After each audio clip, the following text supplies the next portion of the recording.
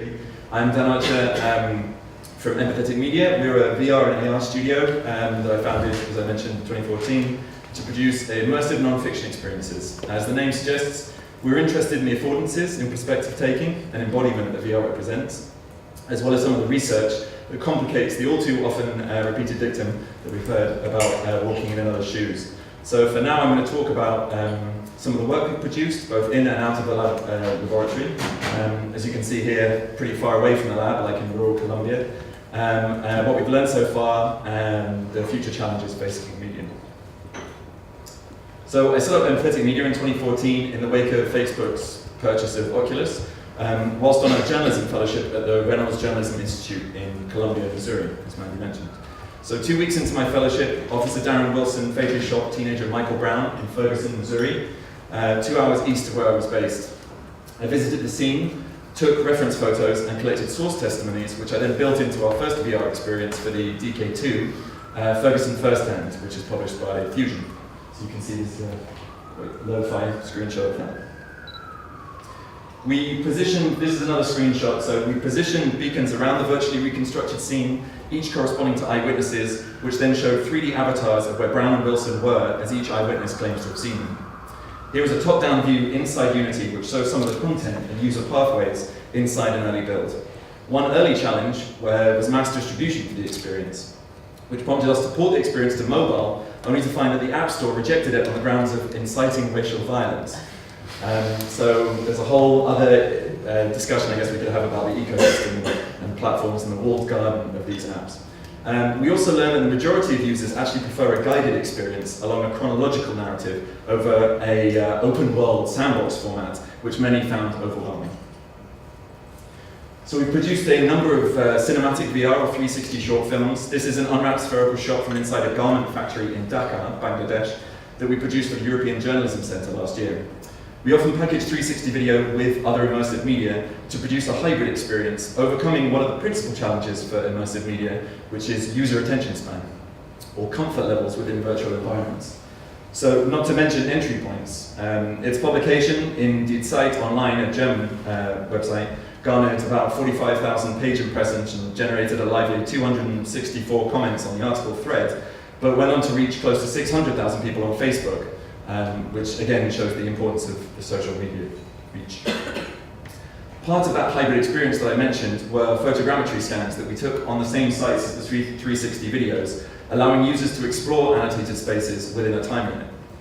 This single room is the permanent home to 4 members of the same family. Shot with a Matterport camera, we were able to embed a number of these meshes and walkthroughs within an article that ran in the Spanish and German newspapers that I mentioned. But another challenge was the device that audiences are experiencing the content on. Matterport has its own custom app, but very few users are likely to download an unknown native app for a device in order to try a new experience. So continuing with 360 briefly, we were commissioned by Tao, as Mandy mentioned, at Columbia University to conduct a study investigating the effectiveness of 360 video to generate an empathetic response in users. I'm aware that empathy is a nebulous term comprised of multiple components, so essentially we isolated for perception, emotion, and motivation. A user's self-reported sense of presence, their ability to perspective take, and their likelihood of taking action based on their experience. We presented 3 360 videos, of which this is one, of a similar length, each produced by Riot, now HuffPo Riot, in both a head-mounted display on a Samsung Gear VR, as well as on a laptop, so scrolling around in 360 on a laptop, and used a transcribed text article of the experience with photographs as the control treatment. So here are some of the key findings. We found that the VR treatment did generate a higher empathetic response than the control treatment, that there was a higher likelihood of participants to take action after viewing, but we found what was interesting is there was a negligible difference in audience perception of interactivity between a head-mounted and a desktop format. So we talk a lot about immersion and how that really puts you in the scene, but a lot of people actually found they were quite comfortable just using a desktop. In the longer term as well, interestingly enough, the VR response generated a higher rate of recall than the text control treatment and a higher likelihood, and a higher level of immersion. And the HMDs reported some user discomfort. So I think that's also, we need to think about both sides of the sort of the argument for using HMDs. There was also some other interesting takeaways. And again, I'm whipping through this. So if you are interested in getting an email version of the white paper, it's info@empatheticmedia.com. We'll be sending it out next month. So one interesting point was enjoyable stories, even on less enjoyable themes such as climate change, as you can see here from the glaciers melting, are more likely to have the most impact on users.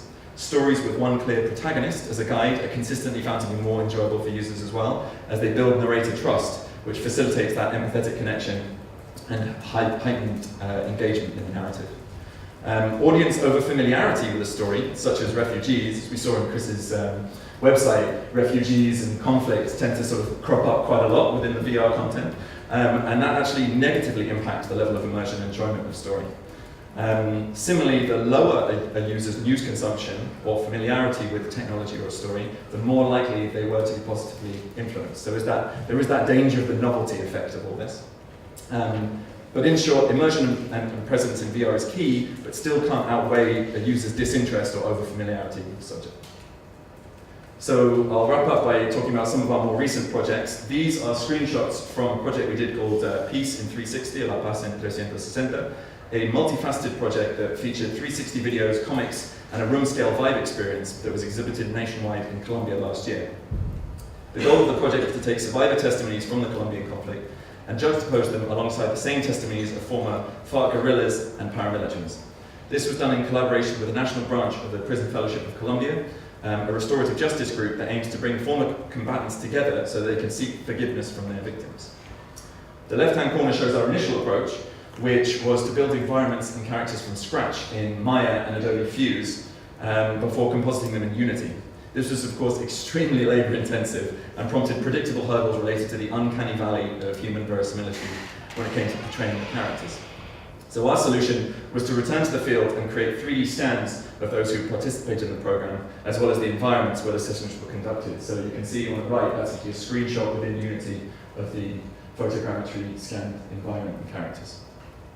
So other hurdles were designing easy ways for users to access the stories. We decided on customizing our augmented reality app, Arc Stories, to pull up the respective 360 videos when we exhibited them. So users would open the app, hold it over the drawn portraits that I had done, and that brought them to the 360 videos.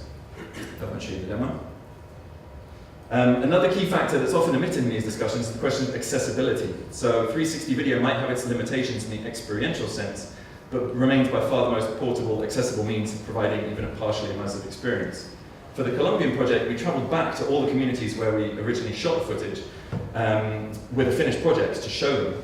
Needless to say, Wi-Fi was limited at best, so we had to locally save the videos to a handful of our demonstration mobiles. And we also hooked up a projector for a communal 360 views. You can see in some of the football pitches around the villages. We also discovered the innate ethical hurdles of reconstructing historical events and situating users inside them. One major issue were the game mechanics themselves. The sense of agency afforded to participants, allowing them to avoid the trauma that their real-life counterpart experienced, implied that there might have been a way to have avoided this trauma in the first place, had the original victims chosen more wisely. So to circumvent this challenge, we relocated the experience to a reconstruction of a Casa de Memoria, or memory house, as you can see here, effectively a community-managed local museum that serves as a space of collective mourning for those who have been disappeared. By moving around the space, users meet the locals, like Amala, pictured, who explain their connection to the museum and its work. And the last project I want to show you is an immersive adaptation of Gordon Parks's A Harlem Family, which was published in Life magazine in 1968. Parks was a seminal voice in chronicling the reality of the African-American struggle in Harlem, New York, with his photo series depicting the daily lives of the Fontanelli family.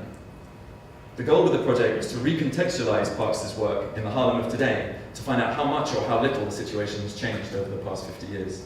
To that end, we combined photogrammetry of one of the surrounding blocks in Harlem, where Parks originally shot, with scans of his work to conjure up a sense of place, as you can see here. Our protagonist, guiding us through the contemporary experience, is Trevor Brown, or Young Trev, a former gang member living with his mother and brother in public housing as he tries to find a job. We scan Trev, as well as use DepthKit to shoot videogrammetry, and we also scan his apartment so that he appears in various different points of interest to talk about the different aspects of his life.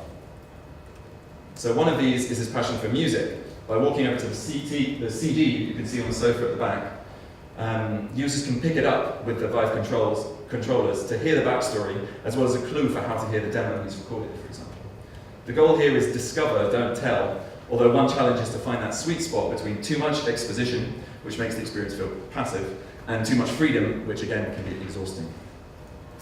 In an exterior scene, so it's a little dark, we can see the possibilities for meta-narratives within the immersive space. So the interactions, in this case the alignment of Parks' original photo, which is the black and white, within the same perspective as our viewpoint, so that he's lining it up so that the original photo marries up with the perspective you can see inside the VR, unlocks additional content, prompting the user to assume more of a pivotal role in the bridging of these two distinct time periods. So in terms of the future, I'll just conclude by saying, beyond the hurdles to accessibility that I've already mentioned, I believe the biggest challenge is not letting the controls distract from the content. Onboarding new generations of visitors, as Jessica Brillhart calls them, to these immersive experiences without them focusing on the delivery mechanism at the expense of the narrative. As we guide users into a new third dimension of explorative non-fiction storytelling, we need to be more mindful than ever about how involved levels of interactions are better suited to one demographic or one story over another, and that the highly vaunted empathetic shoes I mentioned at the beginning are not one size fits all. Thank you very much.